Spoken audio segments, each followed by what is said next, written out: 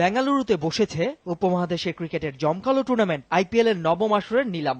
Royal Challengers বেঙ্গালুরুকে পেছনে ফেলে প্রথম দিনেই বাংলাদেশের হালের ক্রিকেট সেন্সেশন মুস্তাফিজুর রহমানকে দলে টেনেছে সানরাইজার্স হায়দ্রাবাদ। ভারতীয় মুদ্রায় 1,40,00,000 আর বাংলাদেশি টাকার হিসাবে 1,62,40,000 টাকায় বিক্রি হন মুস্তাফিজ।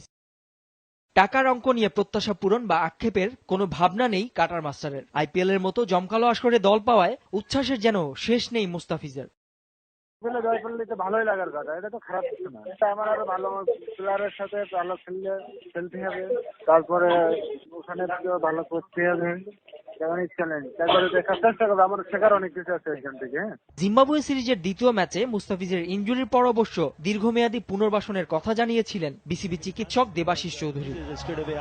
এশিয়া কাপ আর ওয়ার্ল্ড টি20 পর ফিট থাকলে তবেই আইপিএল খেলতে পারবেন বলে জানান বিসিবি প্রধান নির্বাহী।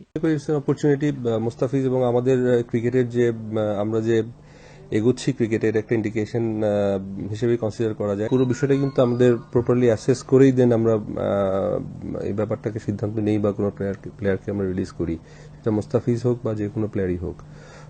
মুস্তাফিজ ক্ষেত্রেও তার ব্যতিক্রম হবে না। মুস্তাফিজকে প্রপারলি অ্যাসেস করেই আমরা তাকে রিলিজ দেব যদি বোর্ড মনে করে যে তাকে খেলানো যাবে বা খেলার জন্য সে অ্যাভেলেবল হবে। ষষ্ঠ বাংলাদেশী হিসাবে আইপিএল খেলার সুযোগ পেলেন মুস্তাফিজ। গত কয়েক আইপিএলে দেশের ক্রিকেট সমর্থকরা যেমন বসে থাকতেন সাকিবের অলরাউন্ড পারফরমেন্স দেখতে, এবার তারা অপেক্ষায় থাকবেন মুস্তাফিজের বোলিং ভেলকি দেখতে। নাসির সুলতান, সময় সংবাদ, ঢাকা।